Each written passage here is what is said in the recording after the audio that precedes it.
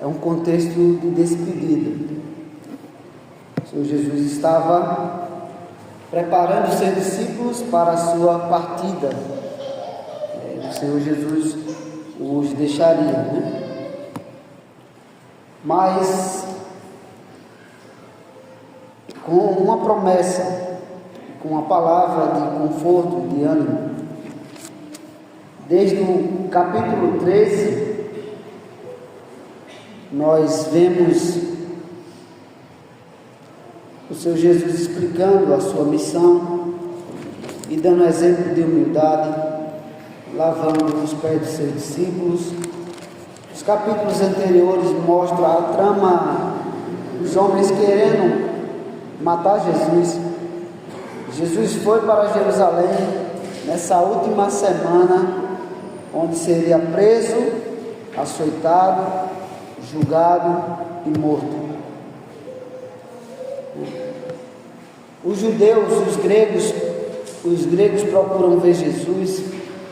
Jesus explica a questão da cegueira dos incrédulos, mesmo que ele tivesse feito muitos milagres perante eles. Versículo 37 do capítulo 12 diz assim, e embora tivesse feito tantos sinais na sua presença, não creram nele, para se cumprir a palavra do profeta Isaías, que diz: Senhor, quem creu em nossa pregação?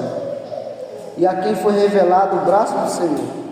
Por isso não podiam crer, porque Isaías disse ainda: cegou-lhe os olhos e endureceu-lhes o coração, para que não vejam com os olhos, nem entendam com o coração, e se convertam e sejam por mim curados. Isto disse Isaías porque viu a glória dele e falou a seu respeito. Contudo, muitos dentre as próprias autoridades creram nele, mas por causa dos fariseus não confessavam, para não serem expulsos da sinagoga, porque amaram mais a glória dos homens do que a glória de Deus. Muitos religiosos de suas denominações não queriam deixar seus cargos para seguir a Jesus, não queriam confessar a Jesus. Muitos mestres, rabinos, se encontravam com Jesus à noite às escondidas, como Nicodemos e outros. Não queriam ser vistos procurando mestres, mesmo que acreditassem em suas palavras e vissem nele alguma relação com as profecias, desde o nascimento ao sofrimento, ao ministério, os sinais visíveis, os milagres, que nunca tantas pessoas foram curadas antes quanto foram nos dias de Jesus. Não tinham como eles negar que era algo diferente, extraordinário, inexplicável, como nenhum homem tinha feito ainda em Israel, ou como Deus não havia feito em momento algum a semelhança do que estava fazendo naqueles dias. Por exemplo, no Antigo Testamento poucas pessoas foram ressuscitadas, e no Novo Testamento você vê a quantidade de pessoas ressuscitadas.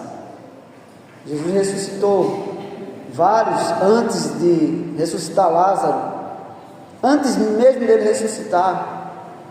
Os apóstolos ressuscitaram homens, Deus ressuscitou através deles. Em todo o Antigo Testamento não havia quantidade de ressurreição. Cegos de nascença serem curados, paralíticos de nascença, pessoas que há décadas, mais de 30 anos, sofriam de enfermidades incuráveis, leprosos sendo curados de uma doença incurável. Poucos exemplos de leprosos curados no Antigo Testamento, mas nos dias de Jesus, só Jesus curou 10 de uma vez, tocou neles, e ao invés dele pegar a lepra, pelo contrário, eles ficaram sadios, a lepra sumiu do seu corpo. Como que eu ia explicar isto? Se não fosse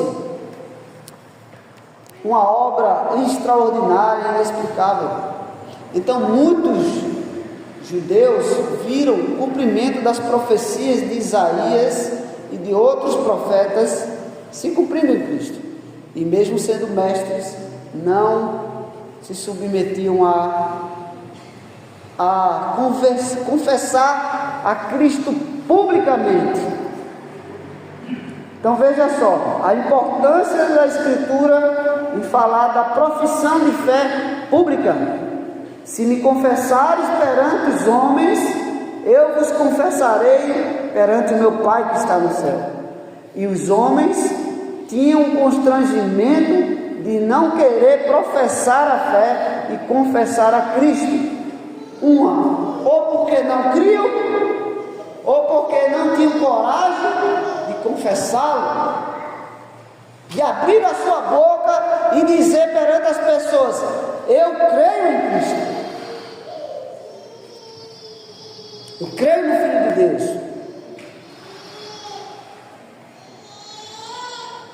Profissão de fé é somente isso, irmão. Eu creio no Filho de Deus e declarar isso diante dos homens. Se com a boca confessares, no teu coração creres e com a tua boca confessares que Cristo é o Senhor, serás salvo. E os mestres não faziam isto. E o texto vai falando que eles não faziam isso porque amaram mais a glória dos homens do que a glória de Deus. Hoje parece que as pessoas buscam as igrejas ou buscam o Evangelho como uma forma de enriquecimento, para prosperarem, para enriquecerem, como se servir a Cristo fosse uma escada para uma ascensão de vitória no mundo, né? Mas o seu Jesus, ele repete o que é dito antes no versículo 44 do capítulo 12. E Jesus clamou dizendo: quem crê em mim, não em mim, mas naquele que me enviou. Quem crê em mim, crê não em mim, mas naquele que me enviou. Por isso que lá no capítulo 14 ele vai dizer: crede em mim, crede em Deus, crede também em mim. Quem crê em mim, crê não em mim, mas naquele que me enviou. Porque Cristo cumpria a palavra de Deus. Se o homem cresce em Deus, creria em Cristo, porque Cristo é o cumprimento de toda a profecia, né? E aí o texto segue dizendo: quem vê a mim, vê aquele que me enviou. Eu vim como luz para o mundo, a fim de que todo aquele que crê em mim não permaneça nas trevas.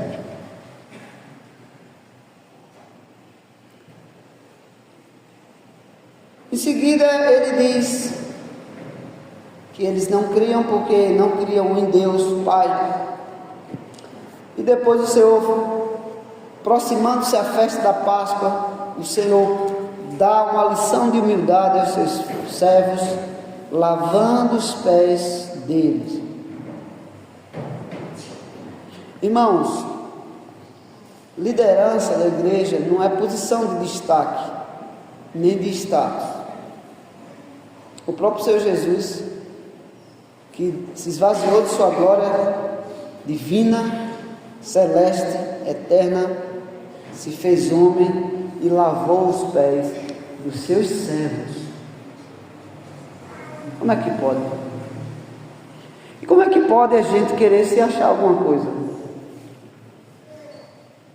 A gente não pode querer se achar alguma coisa, porque se Cristo, que era Rei dos Reis, Senhor dos Senhores, lavou os pés dos seus escravos, dos seus discípulos, dos seus servos. Não cabe lugar para o nosso orgulho, para o nosso ego, para a nossa vaidade. Não cabe. A Escritura não cabe. O mundo é a coisa invertida, né? Coisa invertida. E o Senhor dá um exemplo de humildade. Capítulo 13, versículo 1 diz assim: antes da festa da Páscoa, sabendo Jesus que era chegada a sua hora de passar deste mundo, ou seja, de morrer, de passar deste mundo para o Pai, tendo amado os seus que estavam no mundo, amou-os até o fim. Amou-os até o fim. Durante a ceia, tendo já o diabo posto no coração de Judas Iscariotes, filho de Simão, que traísse a Jesus, sabendo este que o Pai tudo lhe confiara às suas mãos, e que ele viera de Deus e voltava para Deus, levantou-se da ceia, tirou a vestimenta de cima, tomando uma toalha, cingiu-se com ela. Os irmãos podem não lembrar do que eu ensinei na igreja durante esse tempo aqui, né? Mas com certeza, mesmo que depois que eu morra, alguns vão lembrar que eu joguei o paletó lá para trás, né? Que coisa, né? Roubo de cena, né? Jesus tirou as vestes de cima. Imagine, pastor, um presidente do Supremo Concílio, um presidente de um papa todo, seja quem for, tirar as suas vestes de cima, pegar uma toalha, amarrar na cintura, pegar uma bacia de água e uma jarra. E o primeiro que está aqui, Vanildão aqui. Vanildão, eu mesmo desamarrar o sapato dele, porque eu não ia forçar ele a fazer esse esforço. Desamarrava o sapato dele, tirava a meia, como eu fazia do meu pai quando ele chegava em casa. Eu tirava o sapato, tirava a meia, dava uma massagem no pé dele. A gente pegasse aqui, Vanildão aqui, botasse o paletó de lado aqui e fosse lá. Mas e o culto é apropriado para isso?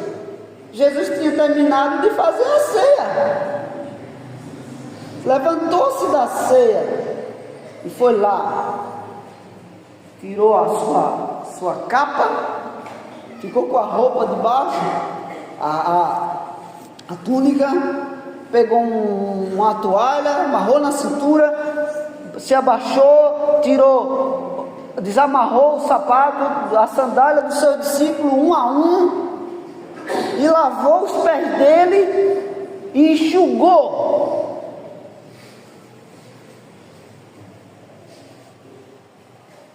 Às vezes parece que a gente não gosta nem de sentar com o irmão no meio fio da calçada, né? Eu conheço pastores que eles parecem que eles têm perna de, não sei se é de girafa que não dobra, né? É girafa que não dobra a perna, se dobrar é difícil de levantar, né? Acho que o joelho não dobra, entendeu? Tem pastor que a gente não consegue ver sentado, e muito menos no meio do povo, né? Do povo, das ovelhas. Tem cheiro de ovelha, né? Tem cheiro de bálsamo, se de repente. Mas sentar com as pessoas mais simples, mais humildes, casa deles, no chão, se preciso for. Jesus foi. Isso não é para fazer sensacionalismo, como fazem os políticos, né? Tem um político lá na minha cidade que ninguém via ele, mas no período de campanha sai abraçando todo mundo na rua, abraçava todo mundo, né? E o outro queria fazer o mesmo e o povo não gostava, porque dizia: esse aí é rico, esse aí é o prefeito do Rio, ele está querendo fazer de conta, né? Mas um ato natural. Jesus foi, o que o texto diz? Levantou-se, tirou a vestimenta, versículo 4, e tomando uma toalha, cingiu-se com ela, se vestiu com ela, amarrou na sua cintura, depois deitou água na bacia e passou a lavar os pés aos discípulos, dos seus discípulos, e a enxugá-los com a toalha com que estava cingido. Aproximou-se, pois, aproximou-se de Simão Pedro, e este lhe disse: Senhor, tu me lavas os pés a mim?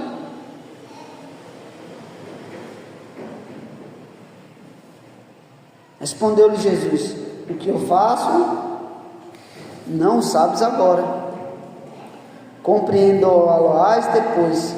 Disse Pedro: nunca me lavarás os pés. Nunca o Senhor vai me lavar os pés? Eu não vou deixar o Senhor lavar meus pés? Eu sou o servo aqui.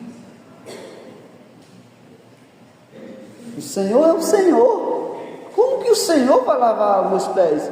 Eu que tenho que lavar os teus, Senhor. Lembra da mulher lá? Lavou os pés de Jesus com perfume e enxugou com os cabelos? Eles viram isso.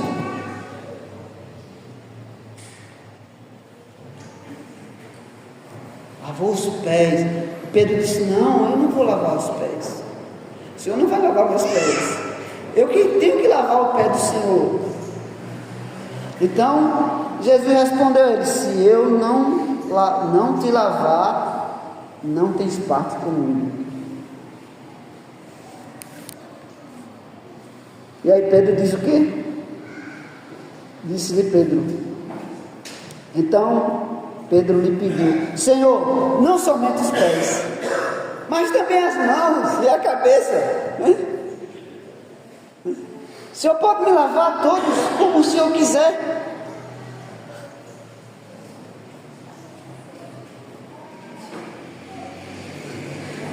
Não somente os pés. Aí Jesus disse: Pedro era exagerado, né? Pedro era exagerado. Pedro era um dos apóstolos que mais falava, era o mais precipitado, era o mais que fazia pergunta, era o mais que respondia, mesmo sem saber a resposta. E muitas vezes era repreendido, muitas vezes era elogiado, incentivado, muitas vezes era corrigido. Declarou Jesus: quem já se banhou não necessita de lavar senão os pés. Quanto ao mais, está todo limpo. Ora, vós já estáis limpos, mas não todos, pois ele sabia quem era o traidor. Foi por isso que disse: nem todos estáis limpos.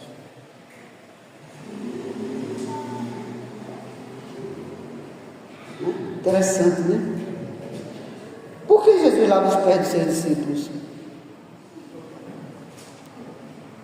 Quando a pessoa tomou banho, tem gente que toma 2, 3 banhos durante o dia, né? Tem gente que toma um, né? E na hora de dormir, antigamente, né, mandava a criança lavar os pés. Vai lavar os pés para dormir, né?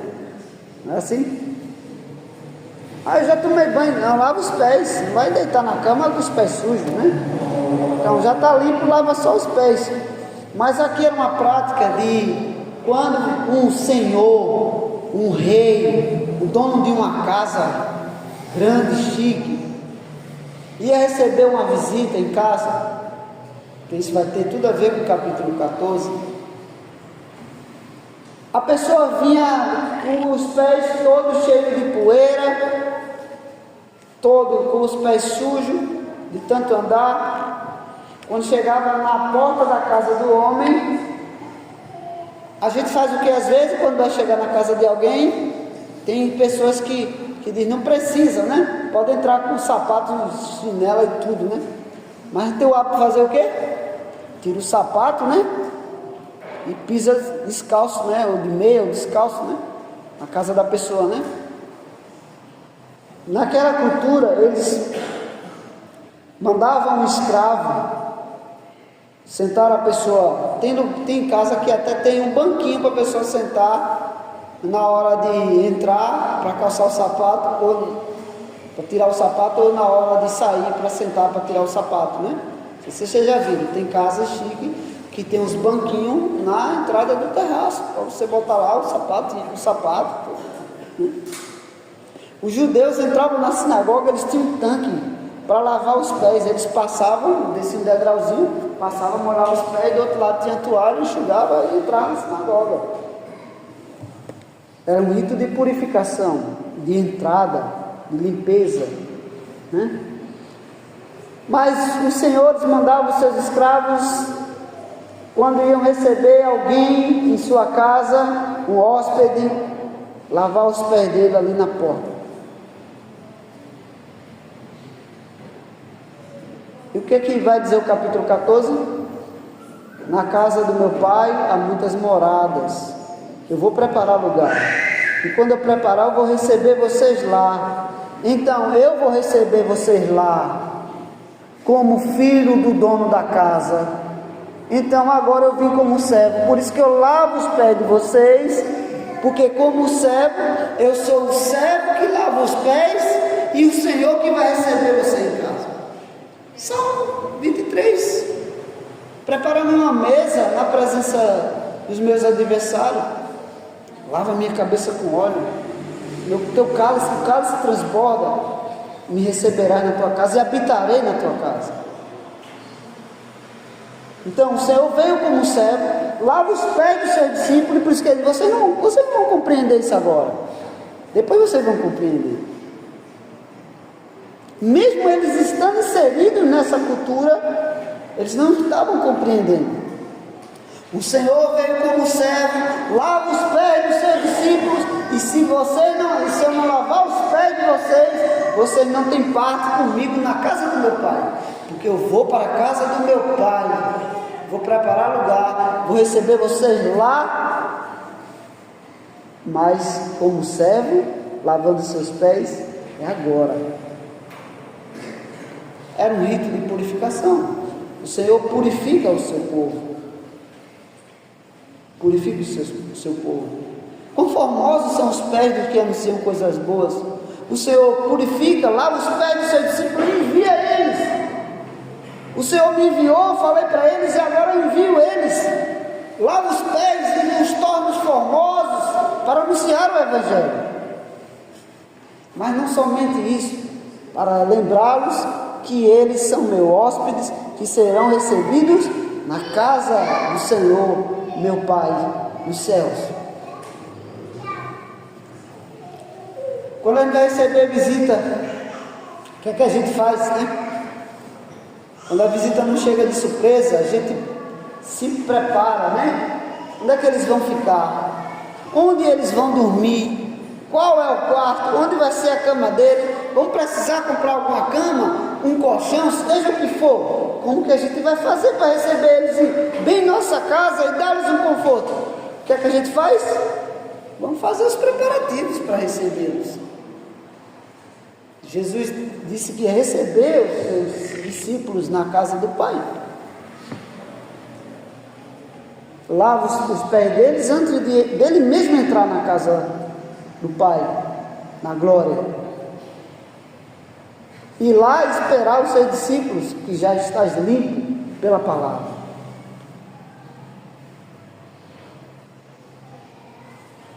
Santifica-os na verdade. A tua palavra é a verdade. A purificação é a santificação na palavra. O lavar com água representa o lavar no sangue de Cristo.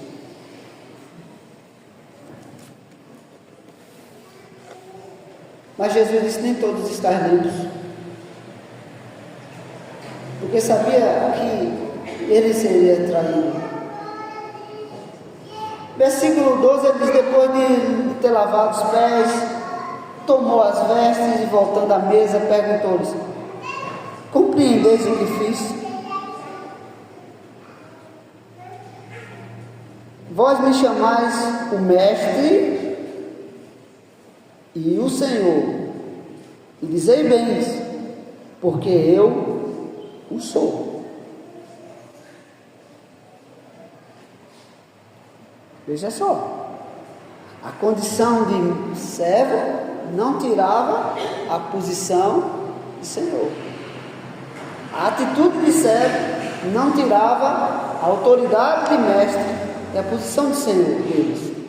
Ora, se eu, sendo o Senhor e o mestre, vos lavei os pés, também vós deveis lavar os pés uns dos outros. Porque eu vos dei o exemplo.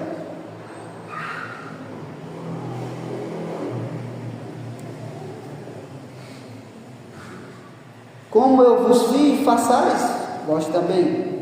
Para que, como eu vos fiz, façais vós também. Em verdade vos digo que o servo não é maior do que o seu senhor, nem o enviado maior do que aquele que o enviou. Conformosos são os pés dos que anunciam coisa boa, do que anunciam o Evangelho, as boas novas. Ora, se sabeis que estáis, se sabeis essas coisas, bem-aventurados sois, se as praticardes. Lição de humildade. Lição de humildade. Ele não foi chamado para alimentar o nosso ego, o nosso orgulho, a nossa vaidade e nem o status como superiores do rebanho.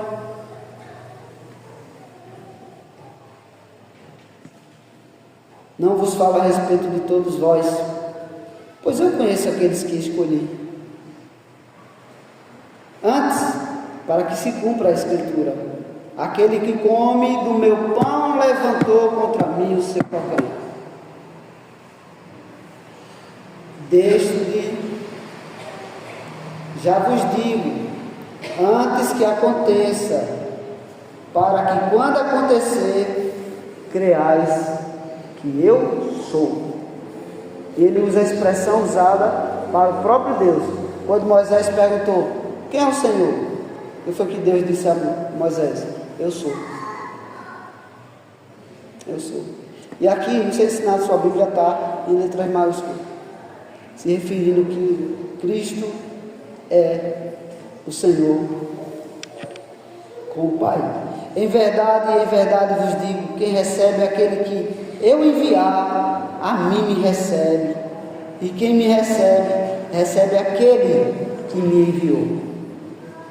Irmãos, quando alguém é enviado do Senhor, de fato, quando a igreja o recebe, ou o irmão recebe sua casa, como um bom hóspede, como um bom hospitaleiro, está recebendo aquele que o enviou. Assim como aqueles que receberam Jesus, reconhecendo que o Pai havia enviado.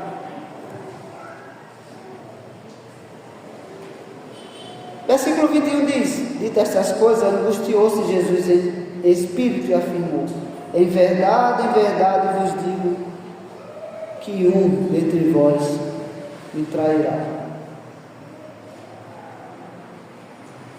Jesus sabia o que aconteceria. E ele sabia que não teria como ser diferente, porque ali se cumpriria a Escritura. Ele citou a Escritura, acabou de citar a Escritura, nós vimos aqui. Aquele que come comigo à mesa, levanta o calcanhar. Então os discípulos olharam uns para os outros, sem saber a quem se referia. Ora, ali estava conchegado a Jesus um dos seus discípulos, a quem ele amava. A esse fez Pedro sinal, dizendo: pergunta a quem ele se refere. Então, essa expressão a quem Jesus amava, provavelmente é o próprio João, era o discípulo mais novo, e é João que escreve. João não vai dizer: é eu que estava lá, né? Jesus tinha visto uma lição de humildade agora, ele ia escrever e dizer: era eu que estava perto de Jesus, né? Era eu a quem Jesus amava. E depois Pedro até pergunta: e quanto é esse que tu amas? Aí Pedro faz um sinal para ele estava pertinho de Jesus. Ele diz: pergunta ele. A gente estudou isso na sala dos jovens, né? Teve um momento que a gente foi para a sala dos jovens, o José estava estudando com o jovem esse versículo, esse texto. E aí ele faz um sinal. E aí Jesus, quando estava conversando assim, com os outros, aí Pedro faz, pergunta ele quem é, né? Ele não pergunta diretamente a Jesus.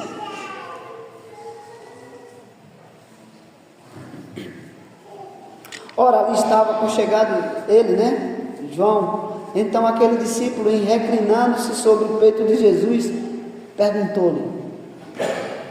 Reclinou-se, dá a entender que ele foi juntinho de Jesus, quase no ouvido, dizendo, e perguntou baixinho, né? É ele que está registrando. Senhor, quem é? Quem é? Respondeu-lhe Jesus, é aquele a quem eu der um pedaço de pão molhado. Tomou, pois, um pedaço de pão, tendo-o molhado, deu a Judas, filho de Simão Iscariotes.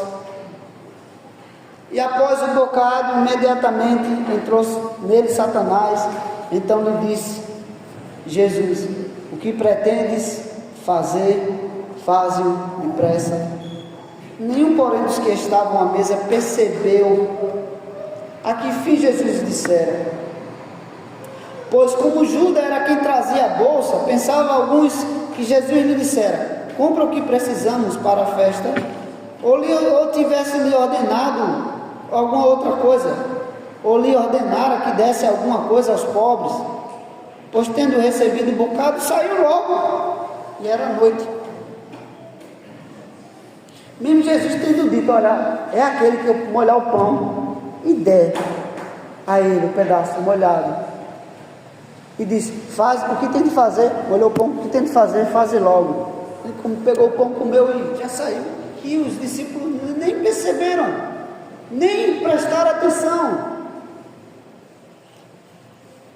Alguns dizem que molhar o pão e dar à pessoa não é um ato estranho, não era um ato estranho da cultura deles. Era como na festa de aniversário, a quem você dá o primeiro pedaço de bolo, né? Quem você dá? Pessoa que você mais gosta, né? Pessoa que você considera. Então, molhar um pedaço, imagine, a gente vai comer, não sei se vocês têm esse hábito, antigamente a gente perde também o hábito com o tempo, né? A gente molha o pão no café, e come, ou no leite, outros molham até no chá, outros molham até no suco, né? Alguém tem aqui esse hábito de fazer isso?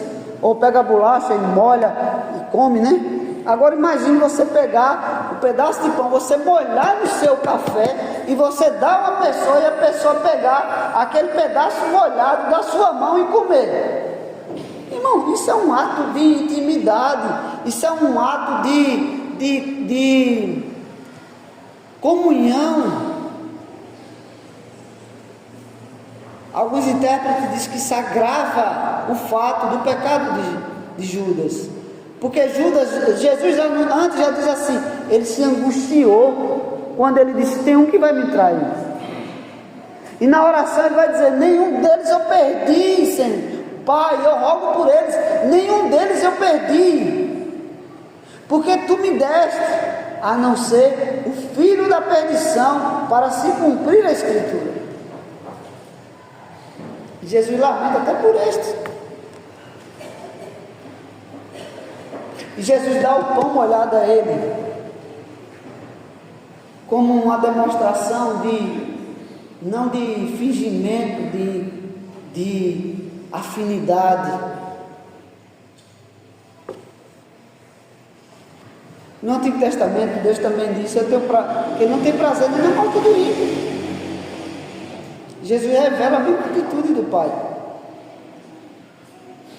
que é misericordioso para com os maus e os bons, para os que creem e para com os incrédulos, misericordioso por todos. Ele pega o pão, molha e dá ao seu discípulo que iria trair.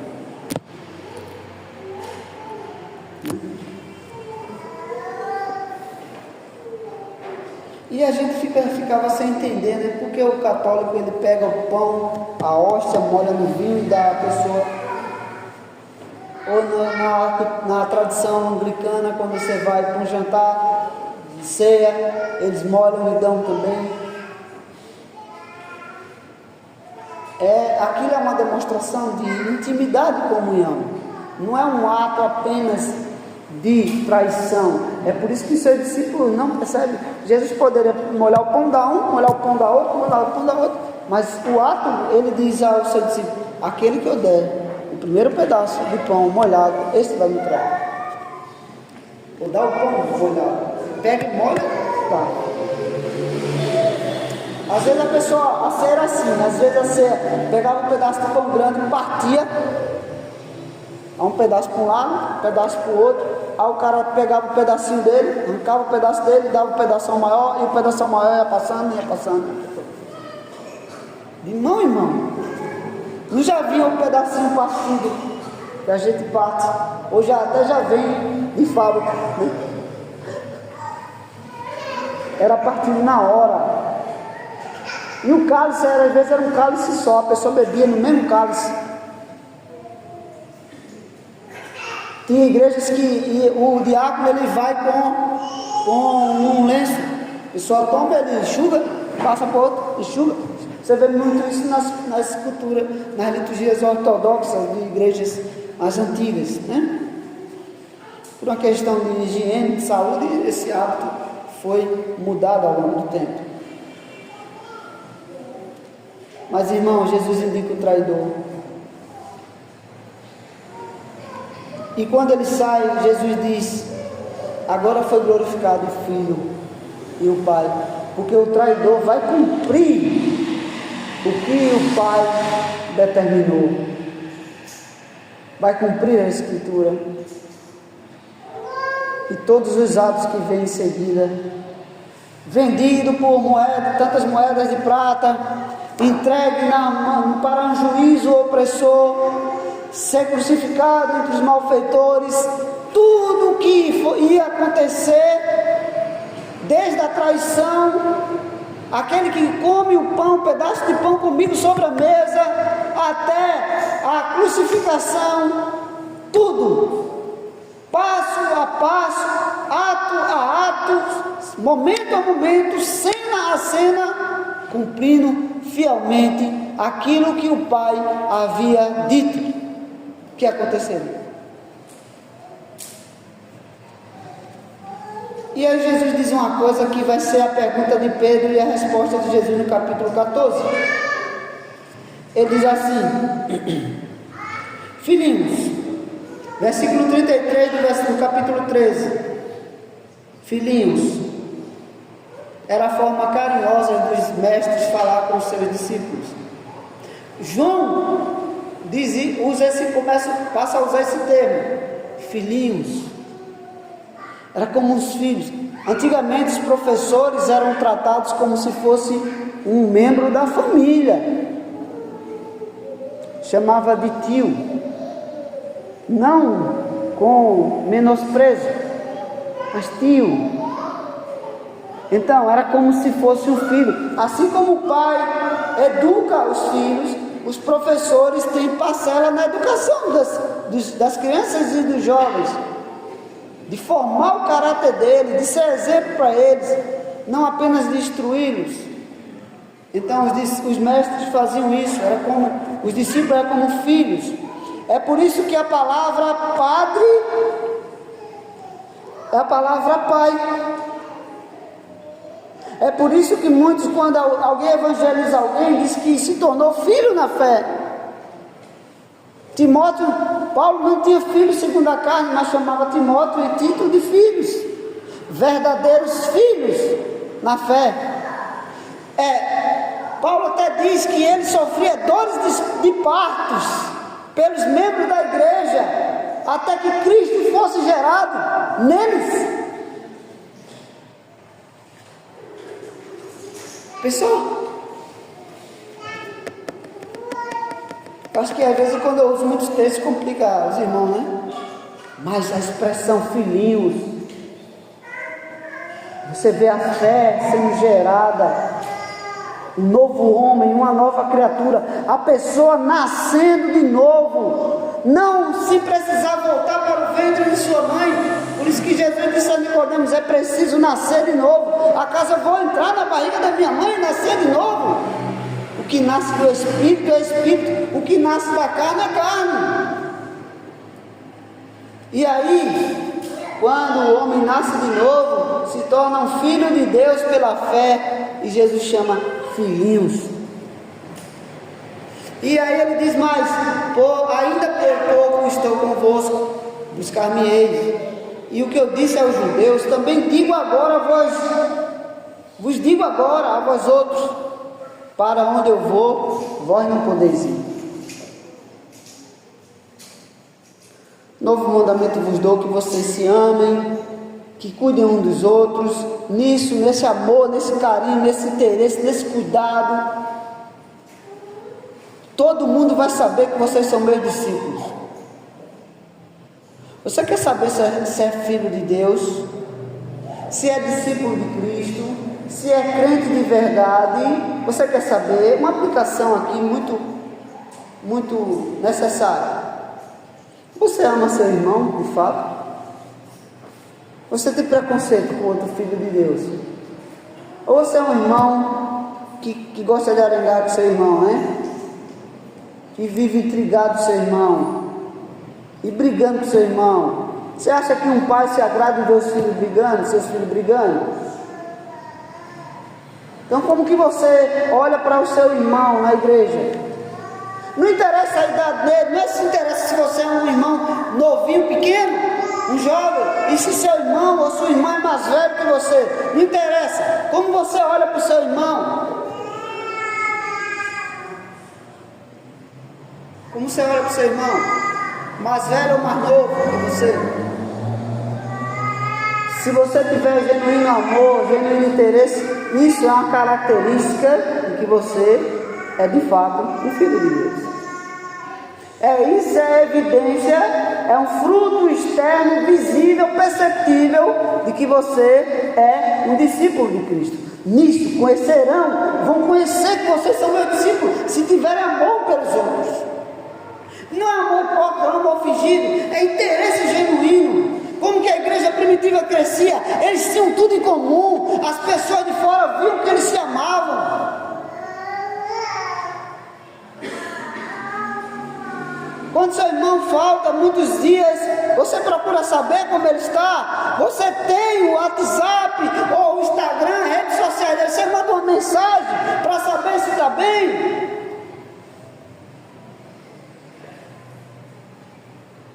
Não precisa só ficar respondendo as coisas no grupo.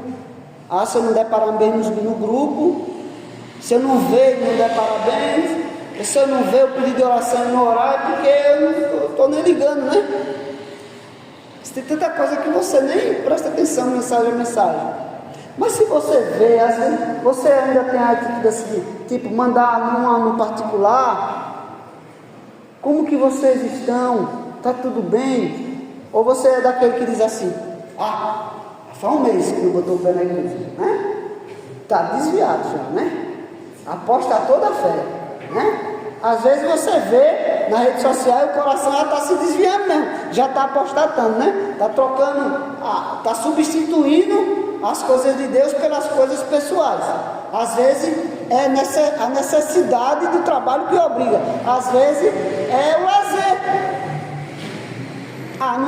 Para a igreja ele não consegue acordar cedo para ir para a igreja, mas se for para trabalhar ele consegue acordar cedo. Se for para um parceiro ele consegue acordar cedo. Então, não é obstáculo, é preguiça, é negligência, é frieza espiritual, do coração na fé. Importa a idade, frieza espiritual pega todo mundo, né? Importa a idade. O desejo pela palavra, como é que está? Está como uma brasinha se apagando? Ou está aquela chama ainda? Aquela paixão, aquele interesse, aquele desejo de se encontrar com um irmão? Você sente falta quando falta de não ver os seus irmãos? Mas irmãos, evidência de que você é um crente de verdade é que você ama seu irmão. Você pode não estar abraçado com ele todo o tempo, né? Toda hora, mas você demonstra de fato interesse por ele, ora por ele e busca agradar a Deus buscando o bem do seu irmão.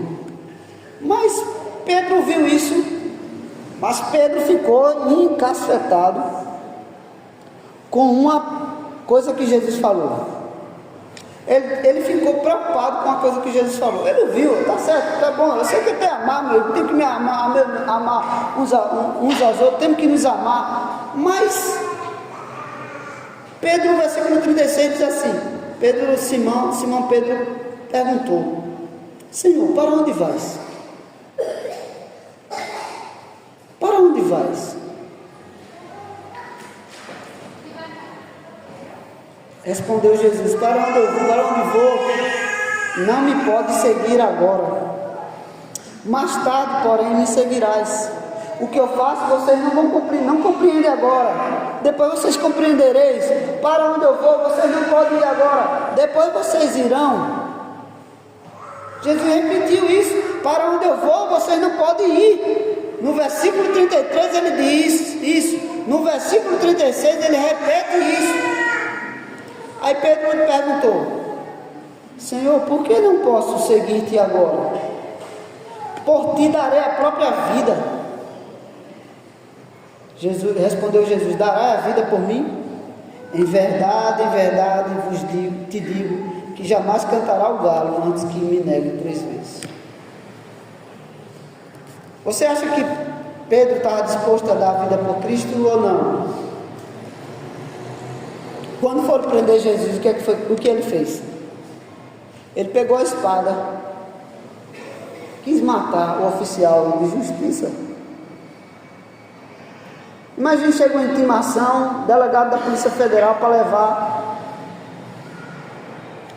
o seu mestre, e você diz: se ele vir buscar, se alguém vir buscar o senhor aqui, eu mato ele.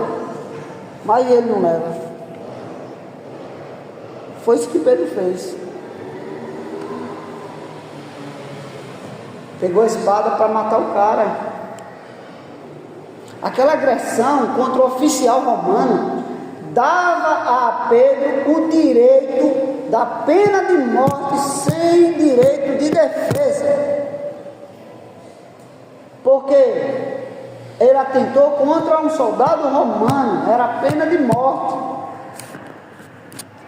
Uma cruz seria para Pedro. Mas o que Jesus faz? Cura o soldado, elimina a prova e também deixa todo mundo assustado.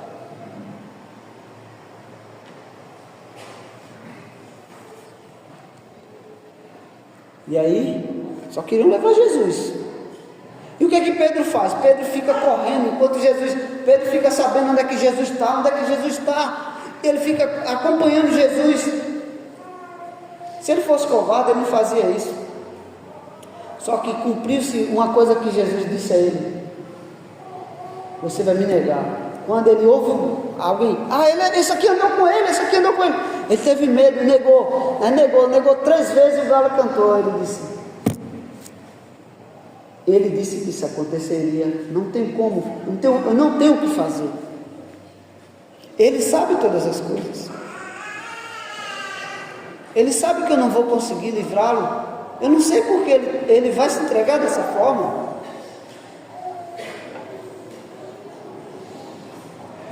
Pedro não compreendia. Aí é quando Jesus diz a ele, versículo 14, pelo menos para chegar no texto e concluir: não se turbe o vosso coração. Não se perturbe, Pedro.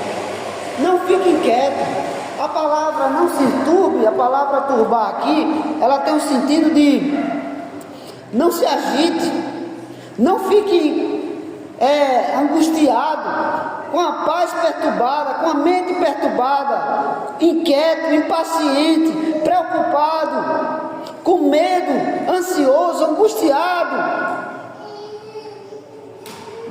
Não se turbe o vosso coração. Crede em Deus, crede também em mim.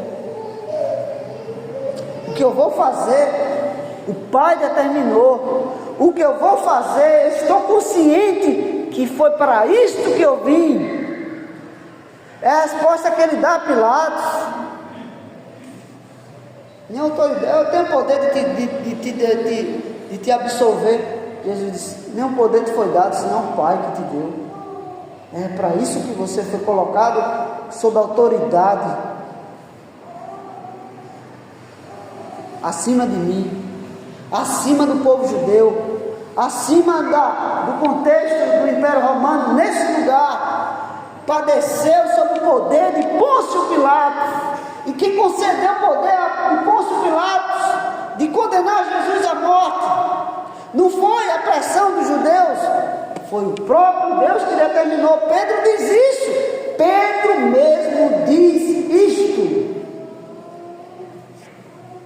Jesus, vocês se juntaram, mataram Jesus e cumpriram o predeterminado desígnio de Deus. Pedro diz isso no seu sermão da descida do Espírito Santo, e depois diz isso quando ele foi preso. Vocês se juntaram com Pilatos, vocês sacerdotes, que diziam que eles eram os ímpios, os infiéis, que censuravam os publicanos, os herodianos, mas vocês tudo comunado com Herodes, com Pilatos, com os ímpios, com os judeus, com gente de toda espécie, e mataram Jesus, e pelas mãos de vocês foi cumprido o predeterminado desígnio de Deus. Pedro entendeu isso depois. Aqui Jesus, você não vai compreender agora, depois você entenderá isso, depois você vai entender. Ele entendeu tanto que ele escreveu e discursou com estas afirmações. O que significa crer em Deus?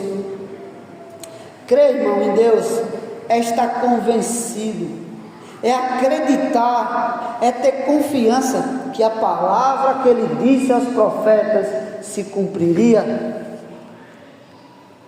Ele seria morto, seria entregue e morto pela mão de malfeitores. Designaram a sepultura com ricos, foi sepultado. Foi crucificado entre malfeitores. Como ovelha muda foi levado perante Herodes, não abriu a sua boca. Foi ferido, foi açoitado, deu a vida por suas ovelhas. Crer em Deus é crer na palavra de Deus, Antigo e Novo Testamento, em tudo que Deus fala. É acreditar, é convicção das coisas que se esperam. O que é fé? A convicção das coisas que se esperam, a certeza das coisas que não se vê. E o que Jesus está dizendo? Eu vou preparar um lugar, não se turbe o vosso coração, creia no que Deus falou acerca de mim, creia em mim, no que eu vou fazer e no que eu estou prometendo. Na casa do meu pai há muitas moradas. Se assim não fosse, eu vos teria dito, eu vou preparar-vos lugar. Eu lavei os pés de vocês, porque eu vou receber vocês nesse lugar. E quando eu for e vos preparar o lugar, voltarei. Creia em Deus, creia também em Cristo, para que onde eu estou, estejais vós também. E ele diz, e vós sabeis o caminho para onde vou. Eu vou para o Pai.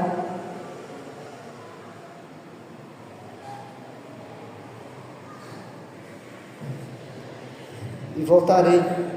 E depois do capítulo 17, no 15, ele fala do Consolador, da videira, da união com ele. No 16 fala do Consolador. No 17 a oração sacerdotal. Pai, eu vou parar junto de Ti.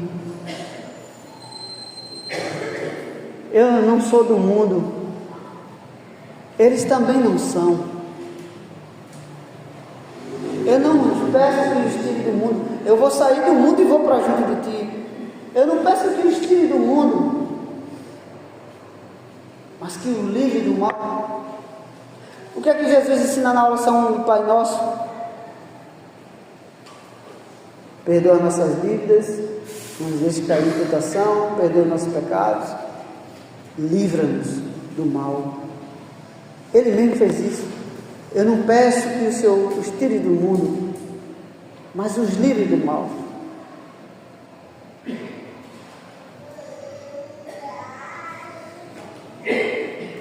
Eu vou parar junto de Ti, eu rogo por eles, e até hoje Jesus intercede por seu povo, pela mediação de Cristo, que as nossas orações chegam ao Pai. Irmãos, devemos crer na palavra de Deus.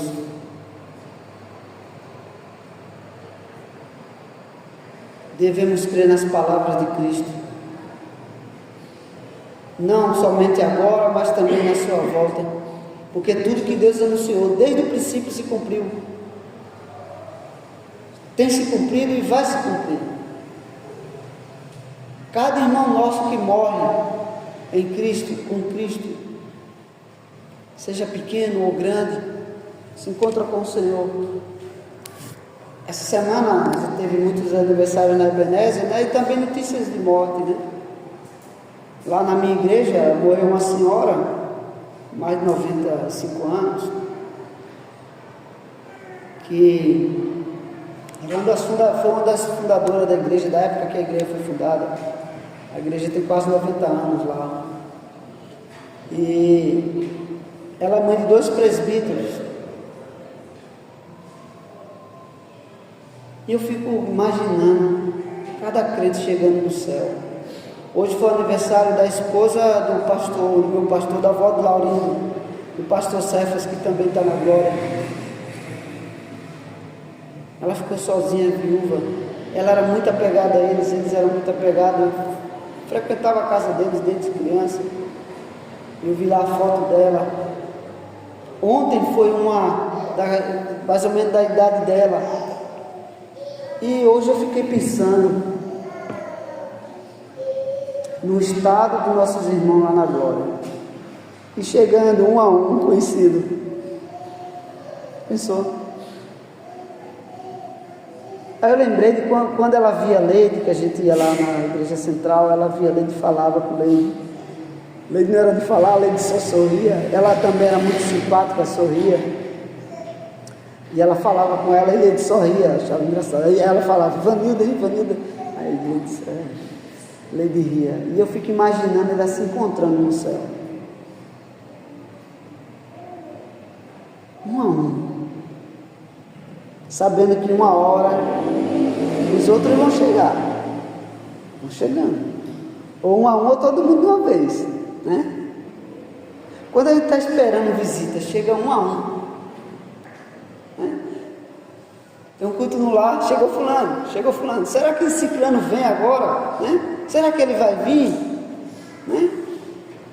E vai chegando um a um. Imagine no céu, na morada celeste, chegando um a um, sabendo que os outros um dia vão comparecer, vai estar todo mundo junto.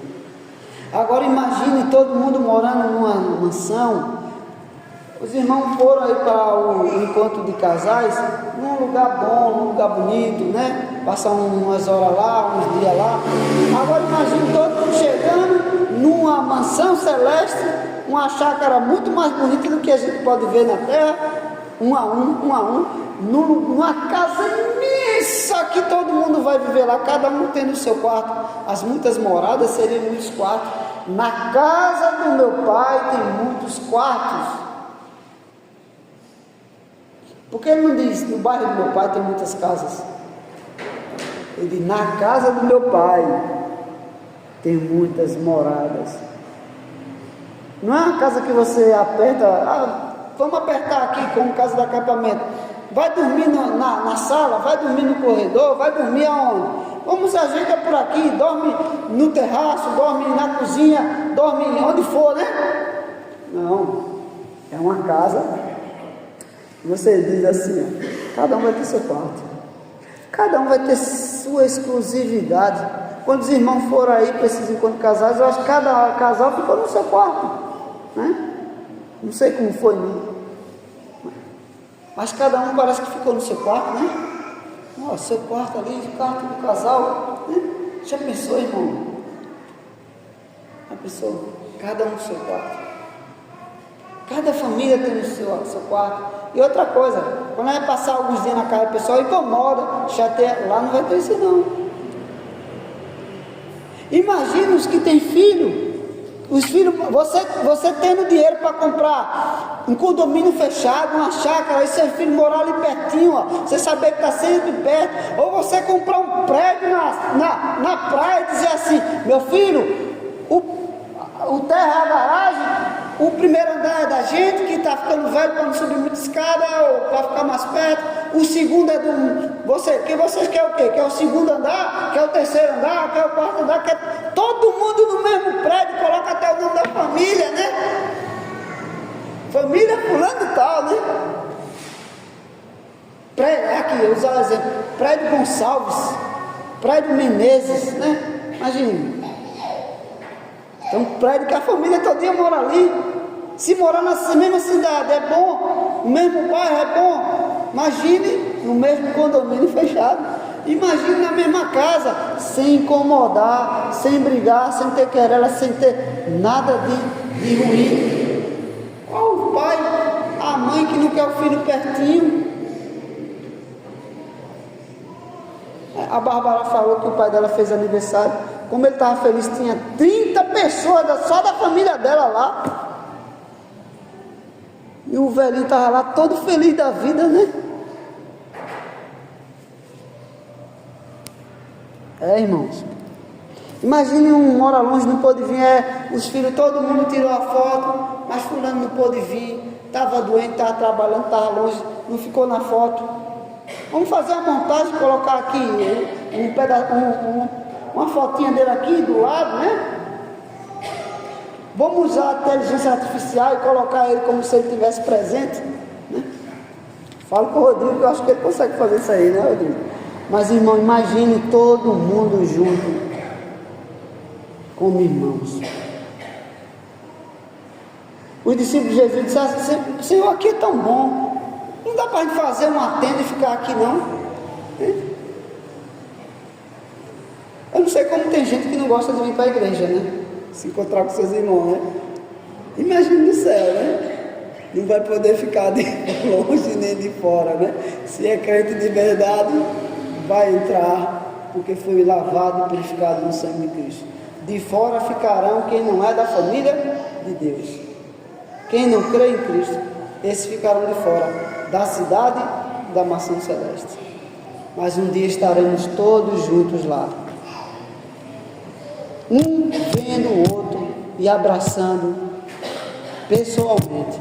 E mais importante, o nosso próprio Senhor e Salvador Jesus. Imagine, um abraço Noé. Será que Noé parece com o Tássio? Né? Ou com o Zaqueu? Acho que Noé deveria parecer mais com o Zaqueu. Né? Imagine, será que Noé é parecido com o Zaqueu? A gente conhecendo Noé. Apesar que lá todos vão... Diz os teólogos que vão ressuscitar com a idade jovem, né? Abraão, Moisés, os apóstolos, todo mundo lá, Pedro, né? Conhecendo eles pessoalmente, e principalmente o Senhor Jesus. Os nossos irmãos que partiram, já ter esse privilégio, crê em Deus, crê em Cristo, que ainda que morra, viverá, o Senhor ressuscitará no último dia. E todos estarão com ele. Eu rogo por ele, porque o que me deste são teus. Nenhum perdi, nenhuma ovelha jamais será arrebatada da minha mão, a não ser aquele que a palavra disse que ele se perderia. Tem como o salvo perder a salvação, o eleito perder a eleição, o predestinado para o céu seguir por um destino diferente? Não tem como. A doutrina da soberania de Deus nos dá a condição de glorificar a Deus, de crer que tudo que Ele falou é verdade e cumprirá até o fim, nos mínimos detalhes. Não se perturbe o vosso coração. Vamos crer na palavra de Deus com relação ao cuidado dele no presente e a vida eterna para sempre, na presença do Senhor e todos aqueles que o amam. Vamos orar e o grupo louvor vai cantar o canto final. Santíssimo Deus, dá-nos a tua graça para que nos apeguemos cada dia mais à tua palavra, às tuas promessas, porque o que o Senhor prometeu no passado, o Senhor cumpriu nos dias de Cristo e tem se cumprido ao longo do tempo. Dá-nos a tua graça para que vivamos na esperança da vida eterna, quando estaremos com o Senhor para sempre e com todos aqueles que te amam e o Senhor amou de tal maneira que deu a tua vida. Te agradecemos, Jesus, por